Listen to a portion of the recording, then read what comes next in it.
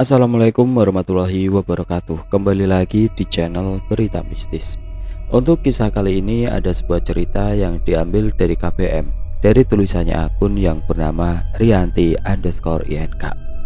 Dan untuk kisah yang akan saya bawakan kali ini yaitu sebuah kisah yang berjudul Kamar Mayat.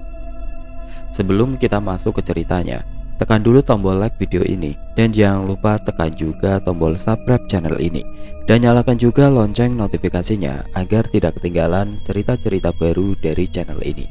Dan bagi teman-teman yang ingin membaca langsung ceritanya, nanti silahkan saja kunjungi linknya yang nanti akan saya sertakan di kolom deskripsi.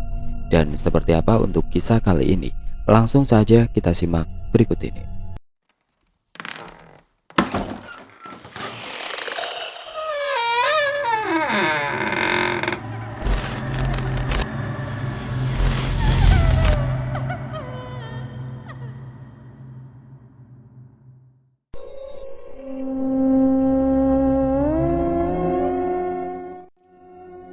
Ahmad diterima bekerja di rumah sakit Angkasa dan dia tidak menyangka akan ditempatkan di kamar mayat yang ternyata menyimpan sebuah misteri. Begitu selesai memarkir sepeda motor di pelataran rumah sakit, aku bergegas menuju ke dalam gedung rumah sakit Angkasa. Hari ini aku mendapat surat panggilan dari bagian personalia rumah sakit tersebut. Ya, aku diterima bekerja di rumah sakit swasta ini setelah lulus dari SPK, Sekolah Perawat Kesehatan, 2 bulan yang lalu. Aku segera mencari ruang personalia rumah sakit Angkasa. Begitu sampai di dalam gedung, aku lalu berjalan di sepanjang koridor rumah sakit sambil membaca papan petunjuk yang terpasang di tiap pembatas ruangan yang satu dengan yang lainnya. Maaf mas, saya mau tanya, kalau ruangan personalia itu di sebelah mana ya? Dari tadi saya cari kok nggak ketemu. Tanya aku pada seorang cleaning service yang sedang mengepel lantai di depan poli bedah. Sebab aku sudah berusaha mencari dan melewati beberapa koridor, tapi aku belum menemukan ruang personalia rumah sakit Angkasa. Si mas menghentikan pekerjaannya. Dari sini mas jalan lurus saja sampai ujung sana, nanti belok yang ke arah kanan. Nah, di sana ada beberapa ruangan, salah satunya ruang personalia. Memang baru pindah di sana ruang personalianya mas, jawab si mas menjelaskan sambil jari telunjuknya menunjuk ke arah depan. Oh, terima kasih banyak ya mas, kalau gitu saya langsung ke sana saja. Pantas saja dari tadi aku tidak menemukan tulisan yang berbunyi ruang personalia di papan petunjuk arah. Ternyata memang tempatnya baru pindah. Aku kemudian berjalan sesuai dengan petunjuk yang diberikan oleh mas cleaning service tadi. Sesampainya di sana tampak ada 6 ruangan lain yang berderet di sebelah ruang personalia. Aku membaca papan kecil yang ada di atas masing-masing pintunya. Ruang kepala rumah sakit, ruang sekretaris, ruang keuangan, ruang administrasi umum, ruang arsip, dan ruang rapat. Aku kemudian mengetuk pintu ruang personalia, lalu membukanya perlahan dan segera masuk. Ada perlu apa? Tanya seorang bapak berkacamata yang meja kerjanya berada paling dekat dengan pintu. Maaf pak, saya Ahmad. Saya mau memenuhi panggilan kerja di rumah sakit ini, jawabku. Oh, yang lulusan SPK itu ya? Tanya si bapak, yang belakangan aku tahu bernama Pak Tengah. Aku mengangguk. Betul pak, silakan duduk. Coba saya lihat surat panggilannya, kata Pak Nengah. Aku duduk di kursi yang ada di depan meja kerja Pak Nengah, lalu memberikan surat panggilan yang kuambil dari dalam tas. Ini pak. Terlihat Pak Nengah membaca surat panggilan tersebut. Ahmad, kamu ditempatkan di kamar mayat rumah sakit ini, kata Pak Nengah sambil melipat kembali surat panggilan itu. Aku melongo sebab sama sekali tidak menyangka sebelumnya kalau akan ditempatkan di kamar mayat rumah sakit Angkasa. Beberapa saat aku bergeming sambil berharap kalau aku salah mendengar ucapan Pak Nengah tadi. Ahmad, apa kamu bersedia menerima tawaran kami untuk ditugaskan di kamar mayat? Tanya Pak Nengah membuyarkan lamunanku. Mohon maaf sebelumnya pak, apa nggak ada ruangan lain yang kosong selain kamar mayat? Tanyaku mencoba menawar, barangkali saja Pak Nengah mau memindahkan aku ke ruangan yang lain. Pak Nengah tersenyum. Kenapa? Kamu takut? Masa laki-laki penakut? Lagi pula yang ada di kamar mayat itu kan semuanya orang yang sudah mati. Mereka nggak bisa apa-apa. Beda dengan orang yang masih hidup. Mereka bisa memukul atau bahkan membunuh, kata Pak Nengah sembari terkekeh. Aku tersenyum kecut mendengarnya. Saya nggak takut kok Pak. Tapi kalau ada pilihan ruangan lain yang kosong, kan apa salahnya? Kataku mencoba berkilah. Pak Nengah makin terkekeh mendengar ucapanku. Sayangnya cuma ada kamar mayat itu yang kosong, Ahmad. Jadi gimana? Kamu mau terima nggak pekerjaan ini? Kalau kamu nggak mau, biar nanti saya segera cari gantinya, kata Pak Nengah memberi ultimatum. Aku menarik nafas dalam. Untuk beberapa saat aku masih merasa ragu menerima tawaran itu. Memang betul juga sih apa yang dikatakan Pak Nengah tadi. Kalau yang ada di dalam kamar mayat itu cuma orang mati semua. Tapi justru itu yang bikin aku takut. Gimana Ahmad? Kamu mau terima nggak tawaran kerja di rumah sakit ini? Tanya Pak Nengah lagi. Tampaknya dia mulai tidak sabar. Mungkin karena masih banyak pekerjaan yang harus dia selesaikan.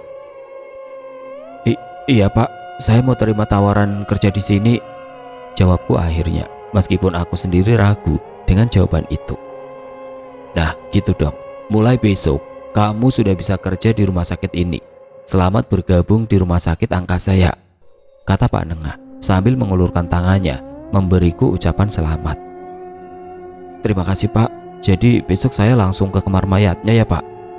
Iya, besok kamu lapor saja ke Dokter Agung. Beliau penanggung jawab di sana. Baik Pak, kalau begitu saya permisi sekarang, pamitku seraya beranjak dari duduk, lalu keluar dari ruang personalia. Aku lalu kembali menyusuri koridor rumah sakit Angkasa, bermaksud akan menuju ke tempat sepeda motorku tadi diparkir, kemudian segera pulang. Saat baru beberapa langkah berjalan, aku berpapasan dengan seorang perempuan. Dia mengenakan jas dokter warna putih lengan pendek, sedangkan bajunya berlengan panjang dengan rok di bawah lutut. Sekilas aku sempat meliriknya dengan ujung mata. Wajahnya cantik, dengan tinggi badan berkisar 160 cm. Usianya mungkin sekitar 27 tahun. Terlihat sangat anggun di mataku. Perempuan itu tersenyum ke arahku, tapi entah kenapa, diri ini malah merinding melihat senyumannya. Bulu kuduk di kedua tanganku meremang. Kenapa tiba-tiba aku merinding gini ya? Aku membatin. Aku mengusap leher dan kedua tangan. Siapa perempuan itu ya? Apa dia dokter rumah sakit ini? Tapi kenapa tiba-tiba aku jadi merinding waktu lihat wajahnya? Karena merasa penasaran, aku kemudian menghentikan langkah dan menoleh ke belakang, bermaksud akan melihat lagi perempuan yang memakai jas dokter tadi. Tapi ternyata perempuan itu sudah tidak ada lagi. Aku mengucak-ngucak kedua mata untuk memperjelas penglihatan, tapi perempuan tersebut tetap tidak terlihat lagi. Pandanganku lalu mengitari sekeliling koridor, mencari sosok perempuan itu, namun hasilnya nihil. Kemana perginya perempuan tadi ya?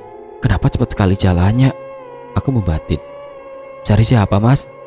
Tanya seseorang mengagetkanku. Aku menoleh ke arah datangnya suara. Ternyata si emas cleaning service yang aku temui waktu pertama datang tadi. Oh, enggak ada mas, jawabku sambil tersenyum.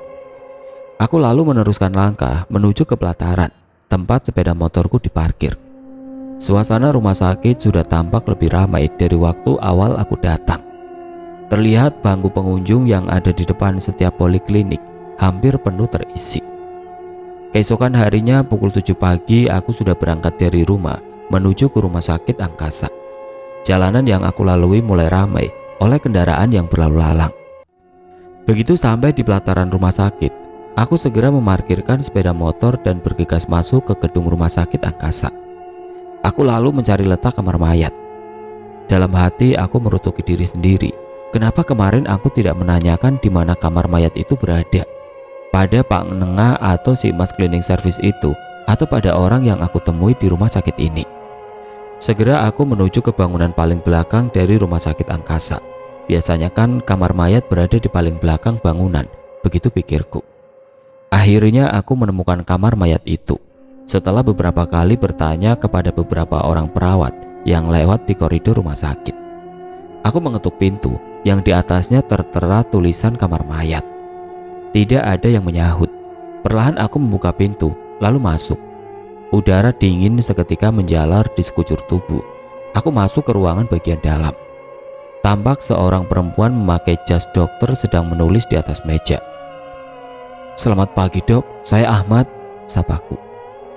Perempuan itu menghentikan pekerjaannya. Dia lalu menengadahkan wajah menatapku. Aku melongo. Ternyata dia adalah perempuan yang aku lihat kemarin siang di koridor. Namanya Dr. Hani. Terbaca dari papan nama yang ada di jas putihnya. "Selamat pagi dok, saya Ahmad. Saya pegawai baru yang ditempatkan di kamar mayat ini," kataku memperkenalkan diri seraya tersenyum. Dr. Hani tersenyum. Tiba-tiba aku merinding melihat senyumannya. Aku salah tingkah antara takut dan merasa aneh. Duh, kenapa aku merinding ya lihat senyum Dr. Hani? "Selamat pagi, selamat datang Ahmad. Semoga kamu kerasan bekerja di sini," kata Dr. Hani.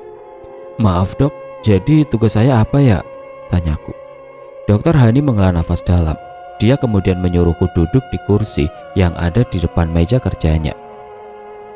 "Tugas kamu di sini diantaranya yaitu memberikan pelayanan jenazah, baik yang datang dari rumah sakit ini maupun yang dari luar rumah sakit, membantu memandikan jenazah, membuat surat kematian, membantu dokter melakukan otopsi, juga membantu pemakaman jenazah yang gak punya keluarga," jawab Dr. Hani. Aku menelan ludah yang terasa pahit. Tenggorokan tiba-tiba terasa kering. Belum apa-apa aku sudah membayangkan kejadian horor yang bakal aku alami di kemudian hari. Bagaimana mungkin aku harus memandikan jenazah dan membantu proses pemakamannya? Sedangkan melihat mayat saja, aku takut setengah mati. "Apa masih ada yang kurang jelas Ahmad? Apa yang sudah saya sampaikan tadi?" tanya Dr. Hani. Enggak dok. Saya sudah cukup mengerti dengan apa yang baru saja dokter jelaskan."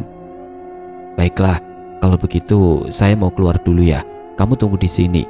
Nanti juga teman yang lain datang," kata Dr. Hani. Dia lalu beranjak dari duduk dan pergi meninggalkan aku sendiri. Pandanganku mengitari sekeliling ruangan yang berukuran sekitar 64 meter persegi ini. Tampak ada 3 mayat yang masih berada di atas berangkar dengan kain putih menutupi seluruh tubuh mereka, dan sebuah kertas karton kecil yang diikatkan di jempol kaki masing-masing mayat tersebut. Dengan perasaan takut yang teramat sangat, aku menghampiri berangkar yang paling dekat sambil membaca doa-doa. Perlahan aku membuka kain penutup mayat itu. Mayat seorang laki-laki setengah baya yang wajahnya penuh dengan luka jahitan. Aku mengamati wajah si mayat dengan dekupan jantung yang tidak karuan. Ketika akan menuju ke berangkar berikutnya, tiba-tiba masuk 2 orang berseragam putih seperti yang aku pakai. Aku lalu menghampiri mereka. Ternyata mereka adalah kakak seniorku, namanya Kak Hardiman dan Kak Yono.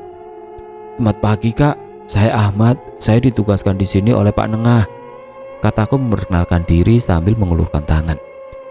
"Wah, tambah teman lagi kita. Selamat datang Ahmad," sambut Kak Hardiman sembari menyambut uluran tanganku. "Semoga kamu betah dinas di sini bareng kami Ahmad," kata Kak Yono seraya tersenyum. Kami lalu saling memperkenalkan diri masing-masing. Ternyata Kak Hardiman dan Kak Yono sudah 3 tahun dinas di kamar mayat. Mereka dari alumni SPK yang sama, dan selama 3 tahun itu mereka belum pernah dipindahkan ke ruangan yang lain. "Itu mayat siapa ya Kak? Kok masih ada di sini?" tanyaku. "Itu mayat yang belum diketahui identitasnya. Korban tabrak lari, baru datang tadi malam, jadi belum diambil oleh pihak keluarga mereka," jawab Kak Yono. "Terus kalau nggak ada juga pihak keluarga yang ngambil gimana?" tanyaku lagi.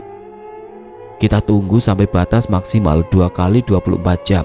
Kalau nggak ada juga yang ngambil, ya kita langsung makamkan," jawab Kak Hardiman. "Yang bantu pemakaman itu siapa Kak?" tanyaku. "Ya kita lah, siapa lagi? Tugas kita sebagai penjaga kamar mayat, salah satunya kan membantu proses pemakaman jenazah yang enggak dikenal," jawab Kak Yono. Aku tersenyum kecut mendengarnya. Apa aku akan mampu bertahan dinas di kamar mayat ini? Ya, Aku membatin. Ahmad, kok malah bengong gitu? Kamu takut ya dinas di sini? Tanya Kak Hardiman sambil menepuk pundaku dan terkekeh dengan nada mengejek. Masa cowok penakut sih? Gimana nanti kalau kamu dinas malam sendirian? Bisa-bisa kamu malah kabur, kata Kak Yono menimpali, juga sembari terkekeh. Aku hanya tersenyum masam mendengar ejekan kedua kakak senior itu. Udah kasihan Ahmad kalau kita ledek terus, nanti bisa-bisa dia ngompol di celana, kata Kak Yono. Dia kemudian menuju ke meja yang ada di sudut ruangan, disusul oleh Kak Hardiman. Aku mengikuti mereka dari belakang. Jadi sekarang apa yang harus saya kerjakan, Kak? Tanyaku setelah Kak Hardiman dan Kak Yono duduk. Sekarang sih belum ada. Nanti kalau ada mayat baru yang datang, baru kita bantu dokter Agung melakukan otopsi, jawab Kak Yono. Kamu lihat-lihat aja dulu semua yang ada di ruangan ini biar paham, kata Kak Hardiman. Baik Kak, kataku. Di dekat meja dua orang kakak seniorku itu ada sebuah cermin yang menempel di dinding. Ukurannya lumayan besar. Cermin itu retak di bagian bawahnya. Beberapa saat aku memperhatikan cermin tersebut dan merasa ada yang aneh. Kak, cermin ini kok ditaruh di sini ya? Memangnya untuk apa? Tanyaku. Kak Hardiman berhenti menulis. Dia lalu menatapku. Dari sejak aku sama Yono dinas di kamar mayat ini, cermin itu sudah ada di situ. Dan kami gak pernah tahu cermin itu gunanya untuk apa selain untuk kami ngaca, jawab Kak Hardiman. Udah retak begini Kak, kenapa gak diganti dengan yang lebih bagus ya? Tanyaku lagi. Lah mana kami tahu, ya kan Yon? Kata Kak Hardiman. Kalau mau lihat cermin yang bagus, kamu datang saja ke salon. Ada-ada saja kamu Ahmad, kata Kak Yono sambil geleng-geleng kepala. Mereka kemudian kembali sibuk dengan pekerjaan masing-masing. Aku kembali memperhatikan cermin tersebut. Tiba-tiba dari dalam cermin itu, aku melihat 3 mayat yang ada di atas berangkar bangun dan duduk. Spontan aku menjerit saking merasa kaget, lalu menoleh ke arah mayat itu. Tapi ternyata posisi mereka masih tidur. Shh, Ahmad, jangan berisik. Kamu kenapa sih? Lihat cermin saja takut, hardi Kak Hardiman sambil menaruh jari telunjuknya di bibir. Aku menelan ludah. Iya Kak, saya minta maaf, kataku. Kenapa tadi di cermin mayat ini kelihatan duduk ya? Aku membatin seraya menggaruk kepala yang tidak gatal.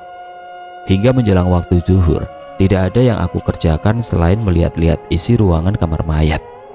Pihak keluarga dari ketiga jenazah yang ada di kamar tersebut belum juga ada yang datang untuk mengambilnya. Aku mulai merasa khawatir, karena kata Kak Hardiman, kalau sampai besok belum juga ada pihak keluarga yang datang, maka kami sebagai petugas kamar mayat yang akan menguburkan jenazah tersebut. Diam-diam dalam hati aku berdoa, semoga saja besok pihak keluarga dari ketiga jenazah yang ada di dalam kamar mayat ini segera datang untuk mengambilnya. Ahmad, kami mau ke mushola dulu ya, udah masuk waktu zuhur, sekalian mau beli makan siang. Kamu jaga di sini, nanti gantian, kata Kak Yono. Dia dan Kak Hardiman lalu beranjak dari duduk. Iya Kak. Mereka berdua kemudian berlalu dari hadapanku. Duh, serem amat ya berada di sini sendirian. Aku lantas pergi menuju pintu, bermaksud akan menunggu Kak Hardiman dan Kak Yono di luar kamar mayat saja. Sepertinya jantungku tidak akan sanggup jika harus berlama-lama di dalam sendirian. Saat aku membuka pintu, tiba-tiba ada yang membukanya terlebih dulu. Tidak lama berselang, Dokter Hani masuk. Kamu mau kemana Ahmad? Tanya Dokter Hani ketika dilihatnya aku sedang berada di depan pintu. Saya mau keluar sebentar dok, jawabku sambil berusaha tersenyum. Sebab tiba-tiba aku merinding, entah kenapa. Kenapa setiap kali aku bertemu dengan Dokter Hani, kok merinding ya? Aku membatin. Oh, kamu kenapa Ahmad? Mukamu kok pucat gitu, kamu takut ya? Tanya Dokter Hani sambil tersenyum. Aku hanya tersenyum menanggapi. Aku makin merinding melihat senyum Dokter Hani. Bulu kuduk di leher dan kedua tangan berdiri, dan degupan jantungku makin berdetak tidak karuan. Sudah, temani saja dulu di sini. Nanti kalau teman kamu yang lain sudah datang, baru kamu pergi, kata Dokter Hani. Dia lalu menuju ke mejanya dan aku tidak bisa menolak permintaan dokter Hani. Aku mengikutinya. Dinas di kamar mayat ini gak boleh takut Ahmad. Toh yang kita lihat cuma orang yang sudah mati, yang gak bisa apa-apa, kata dokter Hani setelah dia duduk. Aku mengangguk. Iya dok, kataku gugup tanpa berani menatap wajahnya. Aku sibuk menenangkan degup jantung yang seakan baru berlari kencang. Kamu kenapa nunduk gitu Ahmad? Kamu takut sama saya? Tanya dokter Hani sembari terkekeh, membuat aku semakin merasa ketakutan. Degupan jantungku kembali berdetak tidak beraturan. Ahmad, kamu itu lucu sekali. Dinas di kamar mayat, tapi penakutnya bukan main. Ya sudah, kalau gitu saya keluar lagi saja, biar kamu bisa jadi lebih pemberani berada di dalam ruangan ini sendirian, kata dokter Hani. Dia kemudian bangkit dari tempat duduknya dan pergi menuju pintu, masih dengan terkekeh. Aku hanya terpaku melihat kepergian dokter Hani. Setelah dokter Hani tidak terlihat lagi, aku memikirkan kata-katanya barusan, bahwa kalau Dinas di kamar mayat itu tidak seharusnya merasa takut. Toh semua jenazah yang ada di sini tidak bisa melakukan apapun. Mereka hanya tidur di atas berangkar. Apa jadinya kalau petugas penjaga kamar mayat penakut? Aku tersenyum dalam hati. Ada benarnya juga apa yang dikatakan dokter Hani tadi. Memang tidak seharusnya aku merasa takut saat sedang berdinas di kamar mayat ini. Sebab itu sudah menjadi pilihanku mau menerima tawaran pekerjaan dari pihak manajemen rumah sakit angkasa. Akhirnya aku mengurungkan niat untuk keluar dari kamar mayat. Aku harus berani, apapun yang akan terjadi, seperti kata dokter Hani tadi. Begitu tekadku dalam hati. Perlahan aku berjalan menuju ke pojok ruangan di mana meja kakak seniorku berada. Meskipun sumpah, aku masih merasa takut. Tapi tiba-tiba tidak sengaja, mataku melihat ke arah cermin yang ada di sebelah sana. Terlihat ketiga mayat yang ada di atas berangkar sedang duduk. Spontan aku menjerit, kemudian lari terbirit-birit ke arah pintu keluar. Hampir saja aku bertabrakan dengan Kak Hardiman dan Kak Yono yang baru membuka pintu. Mereka berdua memandangku dengan heran, dengan menautkan kedua alis. Kamu kenapa Ahmad? Kok lari? Tanya Kak Hardiman. Aku tidak menjawab. Mata ini hanya memandang kedua kakak senior itu yang sedang melihatku dengan keheranan. Aku lalu menarik nafas panjang dan menghembuskannya perlahan. Ahmad, kamu kenapa? Kayak yang habis lihat hantu saja, kata Kak Yono sembari menepuk pundakku. Saya... Iya, kamu itu kenapa Ahmad? Tanya Kak Hardiman tidak sabar. Aku menelan ludah. Saya tadi lihat dari cermin, ketiga mayat itu duduk Kak, jawabku. Kedua kakak seniorku itu saling berpandangan. Tiba-tiba mereka terkekeh. Aku menatap mereka dengan bingung karena tidak tahu apa yang sedang mereka tertawakan. Ahmad, ada-ada saja kamu. Mana ada mayat bisa duduk sendiri. Ya sudah, mending sekarang kamu ke musola saja sana, sholat yang khusyuk. Terus jangan lupa cari makan siang, biar gak ngaco omongannya, kata Kak Hardiman sambil menepuk pundakku masih dengan terkekeh. Kak Hardiman dan Kak Yono kemudian masuk ke ruangan dalam, seraya geleng-geleng kepala. Masih sempat aku mendengar Kak Hardiman berkata, ada-ada saja si Ahmad. Masa mayat dia bilang bisa duduk, dasar penakut. Sebelum aku keluar dari kamar mayat dan menutup pintunya, aku kemudian berjalan menuju ke musola yang letaknya ada di paling ujung bangunan rumah sakit angkasa. Aku harus melewati beberapa ruangan perawatan pasien rawat inap untuk sampai ke sana. Ruang laki-laki, ruang wanita, ruang bersalin, ruang anak, dan ruang bedah. Suasana di sekitar koridor rumah sakit lumayan sepi. Aku hanya bertemu dengan 3 orang perawat di sepanjang jalan tadi. Mungkin karena jam pelayanan pasien rawat jalan di rumah sakit ini sudah berakhir. Ketika lewat di depan ruang OK, aku melihat dokter Hani sedang duduk di bangku yang ada di depan ruang itu. Sejenak aku menghentikan langkah, sebab dokter Hani terus menatapku, tapi tidak mengatakan apapun. Dokter Hani kok ada di depan ruang OK ya? Sedang apa dia di sini? Aku membatin. Aku tersenyum padanya. Mari dok, kataku sambil menganggukkan kepala. Dokter Hani diam saja. Dia hanya tersenyum padaku. Tiba-tiba aku merinding melihat senyumnya. Buru-buru aku meneruskan langkah menuju ke musola tanpa menoleh lagi ke arah Dokter Hani. Selesai sholat zuhur, aku mencari makan siang di salah satu warung yang berjajar di depan Rumah Sakit Angkasa. Perut ini sudah sangat lapar karena tadi pagi tidak sempat sarapan dulu sebelum berangkat kerja. Aku lalu melihat-lihat makanan apa saja yang dijual di warung-warung itu. Dan akhirnya aku menjatuhkan pilihan pada warung soto Lamongan untuk menu makan siang hari ini. Dengan lahap aku menyantap soto Lamongan tersebut. Aku juga membeli nasi bungkus untuk makan sore nanti agar tidak perlu lagi keluar dari ruangan. Sebab aku dinas sampai pukul 7 malam nanti. Baru berganti shift dengan teman sejawat yang dinas malam. Jadwal dinas pergantian shift di kamar mayat memang berbeda dengan di ruangan perawatan yang lain. Kalau di ruang perawatan yang lain, jadwal dinas terbagi menjadi 3, yaitu pagi, sore, dan malam. Tapi di kamar mayat hanya ada 2 shift. Shift pagi dari pukul 8 pagi sampai dengan pukul 7 malam. Dan shift malam dari pukul 7 malam sampai keesokan harinya pukul 8 pagi. Aku bergegas menuju ke kamar mayat. Setelah membayar makan siang dan makanan pesananku selesai dibungkus, tampak beberapa orang di depan kamar mayat. Begitu aku sampai di sana, bergegas aku masuk ke ruang dalam. "Ada apa, Kak? Kok banyak orang?" tanyaku pada kedua kakak seniorku. Kak Hardiman terlihat sedang menulis di atas meja, sedangkan Kak Yono sedang berbincang dengan seorang laki-laki. "Mereka mau mengambil jenazah itu. Mereka adalah keluarganya," jawab Kak Hardiman yang sudah selesai menulis surat kematian ketiga jenazah tersebut. Aku bernapas dengan lega.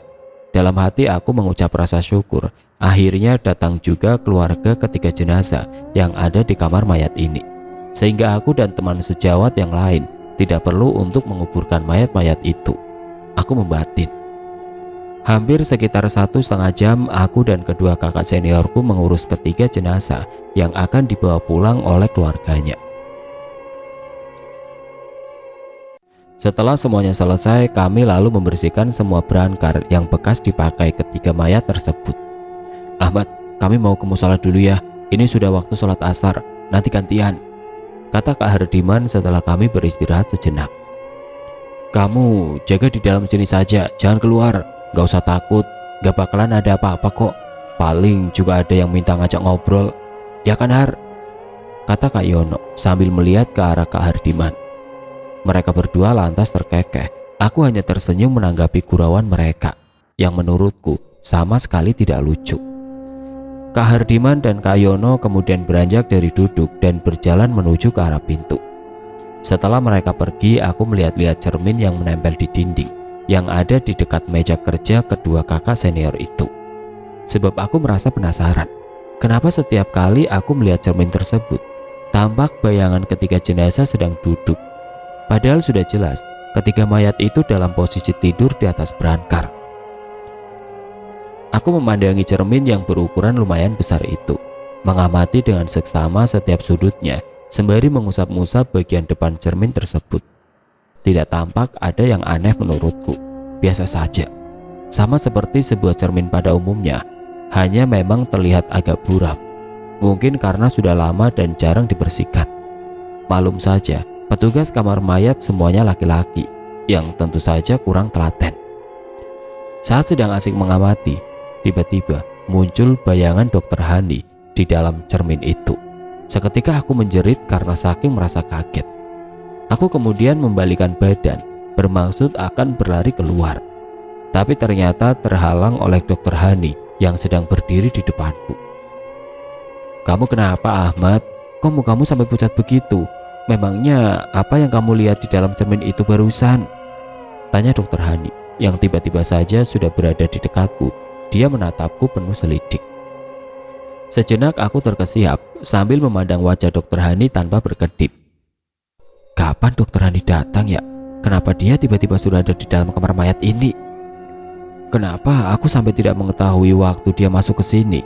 Bahkan suara langkah kakinya pun tidak terdengar. Padahal kan dia pakai sepatu dengan hak tinggi. Aku membatin. "Ahmad, kamu ditanya kok malah bengong gitu?" kata Dokter Hani seraya menepuk pundakku. Seketika aku tersadar. Oh, Kenapa dok? Tanyaku. Dokter Hani mengerutkan dahi. Kamu tadi lihat apa? Di dalam cermin itu, Ahmad. Dokter Hani mengulangi pertanyaannya. Oh, nggak ada dok. Tadi saya cuma sedang lihat-lihat cermin itu saja, jawabku gugup. Ya sudah kalau begitu, saya kira ada yang kamu lihat di dalam cermin itu, kata dokter Hani seraya tersenyum penuh misteri. Dia lalu menuju ke meja kerjanya. Aku langsung merinding saat melihat senyum dokter Hani. Padahal aku lihat wajahnya benar-benar cantik, tapi entah kenapa setiap kali dia tersenyum membuat bulu kuduk spontan meremah. Aku kemudian kembali mengamati cermin yang ada di depanku, dan aku merasa seperti ada yang aneh dengan cermin tersebut. Kenapa cermin ini ditaruh di kamar mayat ya? Apa gunanya? Kondisinya juga sudah retak di bagian kiri bawah. Kenapa tidak diganti saja dengan yang lebih bagus, jika memang ada manfaatnya? Bermacam pertanyaan singgah di kepala. Aku lalu duduk, dan saat mataku melihat ke arah meja dokter Hani, dia sudah tidak nampak lagi duduk di sana. Aku mengucek-ucek mata. Barangkali saja mata ini salah melihat. Pandanganku mengitari sekitar meja dokter Hani, tapi dia tetap tidak terlihat ada di sana lagi. Kemana perginya dokter Hani? Kapan dia keluar dari sini? Sepertinya aku tidak mendengar ada suara pintu dibuka. Dinas di kamar mayat ini betul-betul membuat aku jadi bingung dan merasa takut. Tidak lama berselang, Kak Hardiman dan Kak Yono datang. Mereka memandangku dengan tatapan heran. Kamu kenapa bengong gitu, Ahmad? Kayak orang yang sedang bingung, tanya Kak Yono sembari menatapku penuh selidik. Aku tersenyum melihat tingkahnya. Saya nggak apa-apa kak, sekarang saya mau ke musola dulu ya kak, kataku sambil berdiri. Aku lalu berjalan ke arah pintu, meninggalkan Kak Yono dan Kak Hardiman yang masih keheranan. Aku lantas berjalan menyusuri koridor rumah sakit menuju ke arah musola. Ketika lewat di depan ruang Oka, lagi-lagi aku melihat dokter Hani sedang duduk sendirian di bangku yang ada di depan ruang tersebut. Dokter Hani sedang apa ya? Kenapa dia selalu duduk sendirian di situ? Apa dia sedang menunggu temannya yang ada di dalam kamar Oka itu? Sebab di kamar mayat tidak ada yang bisa diajaknya ngobrol. Ingin sekali sebenarnya diri ini menyapa atau sekedar mengangguk sambil tersenyum pada dokter Hani. Tapi tiba-tiba aku teringat akan sesuatu, bahwa setiap kali melihat senyum dokter Hani, aku langsung merinding. Maka aku mengurungkan niat untuk menyapanya. Meskipun sekilas sempat terlihat dengan ekor mata, dokter Hani sedang memandang ke arahku. Bergegas aku menuju ke musola. Di sepanjang koridor hanya ada beberapa orang perawat yang aku temui. Suasana di sekitarnya lumayan sepi, sebab jam berkunjung pasien sudah selesai beberapa waktu yang lalu. Kak, selama dinas di kamar mayat ini pernah nggak Kak Hardiman sama Kak Yono ngalamin kejadian serem? Tanyaku. Kami sedang duduk mengobrol sambil menunggu pergantian shift dengan teman sejawat yang dinas malam. Kak Hardiman dan Kak Yono saling berpandangan. Setelah itu mereka tiba-tiba tertawa bersama, seakan mengejek membuatku merasa sebal. Saya itu nanya serius loh kak, kok Kak Hardiman sama Kak Yono malah pada ketawa sih? Kataku ketus. Ya soalnya kamu nanyanya lucu Ahmad, gimana kami berdua mau gak ketawa? Kata Kak Yono masih dengan tertawa. Apanya yang lucu sih kak? Saya beneran tanya serius kok, kataku ngeyel. Ahmad, kamu itu kok ya aneh. Masa tanya kami selama tugas di kamar mayat ini pernah ngalamin hal seram apa enggak? Orang teman kita yang dinas di ruangan lain saja pasti pernah ngalamin hal seram. Apalagi kami yang dinas di sini. Ya sudah pasti pernah dong. Malah sering banget. Ya kan Yon? Kata Kak Hardiman sembari memandang Kak Yono, dan Kak Yono mengangguk mengiyakan. Memangnya kenapa kamu tanya kayak gitu Ahmad? Kamu takut ya? Udah, gak usah dipikirin. Nanti juga kamu bakalan terbiasa kok, kata Kak Hardiman lagi. Aku menarik nafas panjang mendengar perkataan kedua orang kakak seniorku. Nyaliku kian ciut, apalagi ketika Kak Hardiman dan Kak Yono lalu bercerita tentang peristiwa seram yang mereka alami selama bertugas di kamar mayat. Kak Hardiman bercerita kalau dia beberapa kali melihat kursi roda dan berangkar yang jalan sendiri di koridor ketika dinas malam. Sedangkan Kak Yono lain lagi ceritanya. Dia bilang beberapa kali bertemu dengan beberapa orang, padahal mereka itu semuanya sudah meninggal dan jenazahnya masih berada di kamar mayat. Aku menelan ludah. Tenggorokan tiba-tiba terasa kering setelah mendengar cerita yang menyeramkan tersebut. Berarti aku juga bakalan ngalamin hal yang menakutkan dong di sini. Seperti mereka. Aku membatin. Tidak sadar aku bergidik. Kamu gak usah bayangin hal yang serem, Ahmad. Nanti kamu malah jadi makin ngerasa takut, kata Kak Yono. Mungkin tadi dia melihat apa yang aku lakukan. Kami lalu mengalihkan obrolan. Tidak lagi bercerita tentang hal horor yang pernah dialami oleh Kak Hardiman dan Kak Yono. Hingga petugas yang akan dinas malam datang. Pak, ini Ahmad, dia petugas kamar mayat yang baru, kata Kak Hardiman pada laki-laki setengah baya yang bernama Pak Kiswo.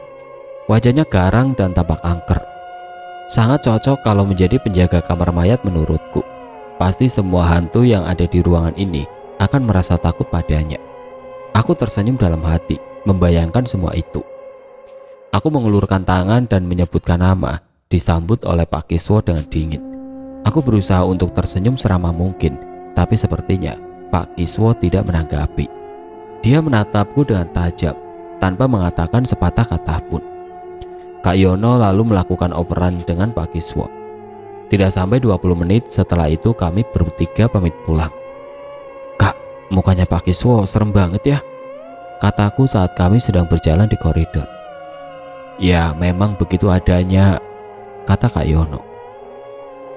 Pasti semua hantu yang ada di rumah sakit ini gak bakalan gangguin dia.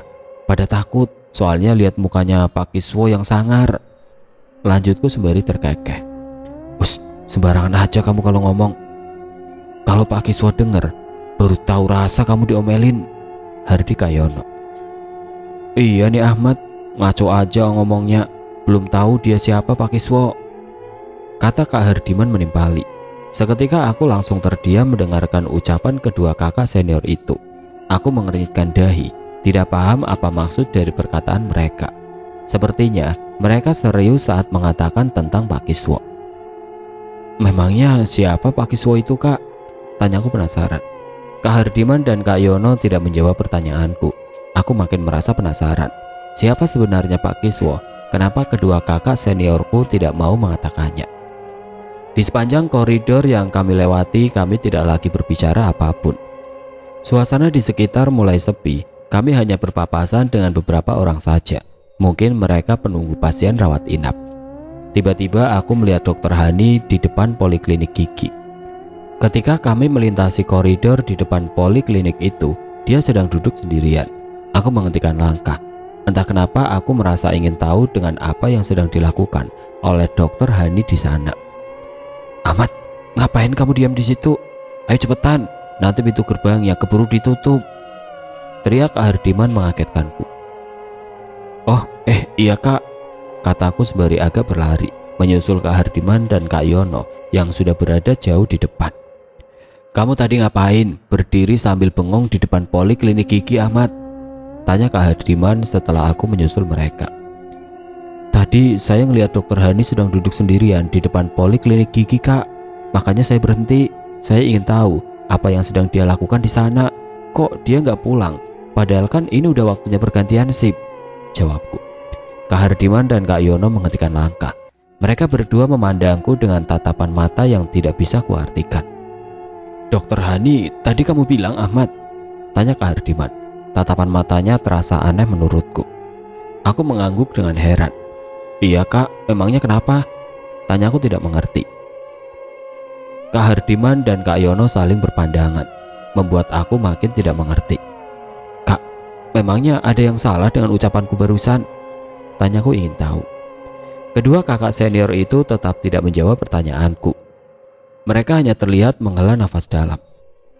Kita jalan lagi yuk Ahmad, mungkin tadi kamu salah lihat, kata Kak Hardiman. Setelah beberapa saat kami hanya berdiri di koridor. Gak mungkin saya salah lihat Kak, mata saya masih normal kok. Saya betulan tadi melihat Dr. Hani ada di sana, kataku bersikukuh. Aku lalu menengok ke belakang ke arah depan poliklinik gigi, di mana tadi terlihat Dr. Hani sedang duduk di sana. Aku bermaksud akan memberitahukan pada Kak Hardiman dan Kak Yono kalau Dr. Hani memang ada di sana dan penglihatanku memang tidak bersalah. Tapi Ternyata Dokter Hani sudah tidak ada lagi di depan poliklinik gigi. Pandanganku lalu mengitari sekitar tempat itu, mencari sosok Dokter Hani. Namun Dokter Hani tetap tidak terlihat lagi ada di sana. Beberapa kali aku mengucek mata, barangkali saja aku salah lihat. Kemana perginya Dokter Hani? Padahal tadi aku jelas banget lihat dia sedang duduk di sana. Apa dia pergi ke kamar mayat lagi? Tapi kan ini udah malam, sudah waktunya pergantian shift. Ngapain Dokter Hani kembali ke kamar mayat? Ahmad, ngapain lagi kamu masih berdiri di situ? Teriak Kak Yono mengagetkan. Aku segera menyusul kedua senior itu yang sudah hampir sampai di pelataran rumah sakit. Kami kemudian menuju ke tempat di mana sepeda motor kami diparkir. Ada beberapa orang pegawai yang juga sedang mengeluarkan motornya dari tempat parkir. Mereka baru selesai dinas sore. Ahmad, kami berangkat duluan ya. Kamu hati-hati di jalan, kata Kak Yono saat sepeda motor yang dikendarainya melintas pelan di depanku. Dia berboncengan dengan Kak Hardiman. Kak Yono bilang rumah mereka satu arah, jadi mereka berdua selalu berboncengan jika kebetulan dinas satu shift. Iya kak, kakak juga hati-hati, kataku sembari berusaha mengeluarkan sepeda motor dari tempat parkir. Aku kemudian memakai jaket yang tersimpan di dalam jok sepeda motor. Setelah itu aku menghidupkan mesin motor dan perlahan meninggalkan pelataran rumah sakit Angkasa. Hingga pukul 11:30 malam aku belum juga bisa tertidur. Mata ini sulit sekali untuk dipejamkan. Terngiang di telinga kata-kata Kak Hardiman saat kami pulang tadi, yang mengatakan kalau aku salah melihat Dokter Hani. Terbayang wajahnya dan wajah Kak Yono yang tampak keheranan menatapku saat diri ini bilang kalau tidak mungkin salah lihat Dokter Hani yang sedang duduk di depan poliklinik gigi. Kenapa Kak Hardiman sama Kak Yono kayak yang heran gitu ya waktu aku bilang soal Dokter Hani? Kenapa mereka berdua seperti yang gak percaya dengan apa yang aku katakan? Apa ada yang salah sama ucapanku tentang Dokter Hani ya? Bukankah wajar saja kalau tadi aku lihat Dokter Hani? Bermacam pertanyaan singgah di kepala, dan diri ini merasa aneh dengan reaksi kedua kakak seniorku tadi. Aku jadi penasaran, kenapa Kak Hardiman dan Kak Yono bersikap seperti itu? Aku mencoba untuk menebak-nebak, tapi tidak juga aku temukan jawabannya. Sampai rasa kantuk mulai menyerang, dan entah pukul berapa akhirnya aku tertidur. Keesokan harinya aku sampai lebih awal. Kak Hardiman dan Kak Yono belum datang saat aku tiba di kamar mayat. Pak Kiswo tadi bilang akan keluar, mau cari sarapan dulu katanya. Kebetulan pikirku, daripada aku harus berlama-lama melihat wajahnya yang tidak bersahabat. Kamu sudah datang Ahmad, pagi sekali, tanya Dokter Hani yang tiba-tiba sudah berada di dekatku. Iya dok, kebetulan tadi jalanan gak begitu macet, jadi saya bisa cepat sampai di sini, jawabku. Oh begitu, kata Dokter Hani. Dia lalu menuju ke meja kerjanya dan duduk. Maaf dok, kemarin waktu saya menghadap Pak Nengah, beliau bilang saya disuruh lapor ke Dokter Agung. Tapi kok dari kemarin saya belum ketemu Dokter Agung ya? Kataku setelah beberapa saat. Dokter Hani menengadahkan wajahnya. Tiba-tiba wajah cantik itu berubah menakutkan. Rahangnya mengeras, giginya terdengar gemeretak. Mulutnya terkatup rapat. Dia seperti orang yang sedang menahan amarah. Dia memandangku dengan tatapan mata yang sungguh mengerikan. Tanpa ucapan sepatah kata pun, aku menjadi salah tingkah dibuatnya. Tiba-tiba aku merinding, bulu kuduk di kedua tangan meremang, dan detakan jantungku berpacu tidak karuan. Saya minta maaf dok, kalau kata-kata saya tadi ada yang salah. Tapi sungguh, saya gak sengaja. Saya cuma ingin tanya, kataku dengan menundukkan kepala. Karena terus terang aku merasa sangat takut melihat wajah Dokter Hani yang tiba-tiba berubah menjadi sangat menyeramkan. Dokter Hani diam saja. Aku makin salah tingkah. Karena merasa bingung, aku buru-buru pergi dari hadapan Dokter Hani, menuju ke meja Kak Hardiman dan duduk di sana. Aku tidak berani melihat Dokter Hani lagi. Kenapa wajah Dokter Hani tiba-tiba berubah menakutkan gitu ya?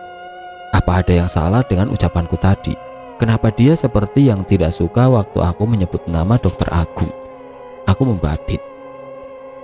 2 menit berlalu, aku belum berani melihat ke arah Dokter Hani. Aku makin merinding. Aneh, Kenapa aku jadi malah tambah merinding gini ya? Aku melihat jam yang melingkar di tangan kiri dengan masih menundukkan kepala. Aku belum berani melihat wajah Dokter Hani. Aku benar-benar merasa sangat takut. Waktu sudah menunjukkan hampir pukul 7 pagi. Seharusnya Kak Hardiman dan Kak Yono sudah datang karena sudah waktunya jam dinas pagi. Kak Yono sama Kak Hardiman kemana ya? Kok jam segini mereka belum datang juga? Apa mereka masih di jalan kena macet ya? Duh, bisa mati Kak aku kalau kelamaan di sini karena menahan takut. Beberapa kali aku mengusap keringat dingin yang mulai keluar dari kedua pelipis dengan menggunakan sapu tangan. Padahal udara di dalam kamar mayat ini sangat dingin, tapi aku merasa gerah. Ahmad, ngapain kamu nunduk gitu? Sedang ngitungin jempol kaki ya Pak? Tanya Kak Yono sembari memukul meja. Membuatku sangat terkejut. Aku lalu menengadakan muka. Tampak Kak Yono dan Kak Hardiman sedang berdiri di depan meja. Mereka menatapku dengan heran. Iya, ini anak masih pagi udah ngelamun aja kerjanya. Mungkin dia takut jempol kakinya hilang sebelah. Ibu Kak Hardiman sambil terkekeh disambut oleh Kak Yono. Kamu kenapa Ahmad? Kayak orang yang ketakutan gitu, tanya Kak Yono setelah dia menyadari kalau aku hanya terdiam terpaku melihat kedua kakak senior itu. Mukanya berubah serius. Aku memandang Kak Hardiman dan Kak Yono secara bergantian. Saya memang sedang takut banget Kak, jawabku terbata-bata. Kak Hardiman dan Kak Yono saling berpandangan. Mereka pasti tidak paham dengan ucapanku. Kamu takut kenapa Ahmad? Tanya Kak Yono. Kamu takut sama siapa Ahmad? Pak Kiswo kemana? Tanya Kak Hardiman. Dia lalu mengedarkan pandangan ke sekeliling kamar mayat. Aku diam saja. Aku khawatir ucapanku akan didengar oleh Dokter Hani. Secara jarak antara meja kerjanya dengan meja kerja kami tidak terlalu jauh. Ahmad, kamu ditanya malah bengong gitu, kata Kak Yono. Saya takut sama Dokter Hani Kak. Tadi mukanya berubah jadi serem banget waktu saya tanya soal Dokter Agung ke dia, kataku dengan suara pelan, khawatir Dokter Hani akan mendengar. Kedua kakak senior itu melongo. Mereka lalu saling berpandangan. Kamu ngomong apa Ahmad? Gak ada Dokter Hani di sini. Mungkin kamu kurang tidur tadi malam, jadi penglihatanmu belum normal betul. Ditambah lagi kamu kepagian datangnya ke sini, kata Kak Yono. Aku lalu menengok ke meja Dokter Hani. Dia tidak terlihat ada di sana. Beberapa kali aku mengucek-ucek mata untuk memastikan apa yang dikatakan oleh Kak Yono. Ternyata Dokter Hani memang tidak ada lagi di sana. Tapi sungguh Kak, tadi itu Dokter Hani duduk di sana, kataku sembari menunjuk ke arah kursi tempat Dokter Hani tadi duduk. Aku kemudian menceritakan apa yang terjadi ketika pertama datang ke sini. Kak Yono dan Kak Hardiman tidak berkomentar apapun. Mereka hanya menarik nafas panjang setelah aku selesai bercerita. Terus sekarang Pak Kiswo ada di mana? Tanya Kak Yono. Tadi dia bilang mau beli sarapan dulu ke depan, jawabku. Kedua kakak senior itu lantas duduk dan menulis. Entah apa yang mereka tulis. Mereka bilang belum ada pekerjaan yang harus aku lakukan selain membereskan dan merapikan ruangan, sebab belum ada jenazah yang dikirim ke kamar mayat. Aku lalu membersihkan seluruh ruangan kamar mayat dan merapikan semua barang yang ada di dalamnya. Saat sedang mengelap cermin, tiba-tiba muncul bayangan Dokter Hani di dalam cermin itu. Sontak aku berteriak kaget. Ahmad, jangan berisik, hardi Kak Yono. Aku hanya mengangguk. Iya Kak, maaf. Aku kemudian meneruskan mengelap cermin tersebut. Bayangan Dokter Hani sudah tidak tampak lagi ada di sana. Mungkin memang benar apa yang dikatakan Kak Yono, kalau penglihatanku belum normal betul. Karena kurang tidur semalam, terus berangkat kepagian ke sini, aku membatin. Tidak berselang lama Pak Kiswo datang. Dia duduk di sebelah Kak Yono. Sekilas dia melirik ke arahku yang sedang mengelap cermin dengan tatapan sinis. Entah kenapa, aneh, aku menelan ludah ketika beradu pandang dengannya. Wajahnya sungguh menakutkan, sangar dan terlihat sadis. Buru-buru aku mengalihkan pandangan ke tempat lain. Setelah berbincang sebentar dengan kedua kakak seniorku, Pak Kiswo pun berlalu dari hadapan kami. Aku bernapas dengan lega. Alhamdulillah, akhirnya Pak Kiswo pulang juga. Aku bergumam tidak sadar. Memangnya kenapa dengan Pak Kiswo, Ahmad? Kayaknya kamu takut banget sampai ngucap alhamdulillah segala. Tanya Kak Hardiman. Aku salah tingkah, menyadari kekeliruanku. Enggak apa-apa kok, Kak. Jawabku sambil berusaha bersikap sewajar mungkin. Beruntung Kak Hardiman tidak bertanya lebih lanjut. Dia meneruskan pekerjaannya, entah menulis apa. Kami ke musola dulu ya, Ahmad, kata Kak Yono. Dia lalu beranjak dari duduk, diikuti Kak Hardiman. Mereka kemudian menuju ke pintu. Kak, saya ikut sih, kita barengan aja bertiga ke musola, pintaku. Kedua orang kakak senior itu memandangku. Sedetik kemudian mereka tertawa bersama. Aku merengut melihatnya. Kamu penakut banget sih jadi orang. Kamu itu laki-laki, Ahmad. Kalau kita bertiga pergi, terus siapa yang jaga di sini? Nanti kalau datang jenazah gimana? Kata Kak Yono. Udah, kamu tunggu saja di sini. Kami gak bakalan lama kok, kata Kak Hardiman menimpali. Mereka lantas meneruskan langkah menuju ke pintu, meninggalkan aku yang ketakutan.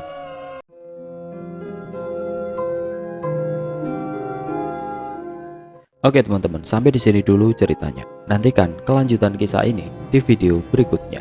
Agar tidak ketinggalan, klik tombol subscribe channel ini dan nyalakan lonceng notifikasinya. Wassalamualaikum warahmatullahi wabarakatuh.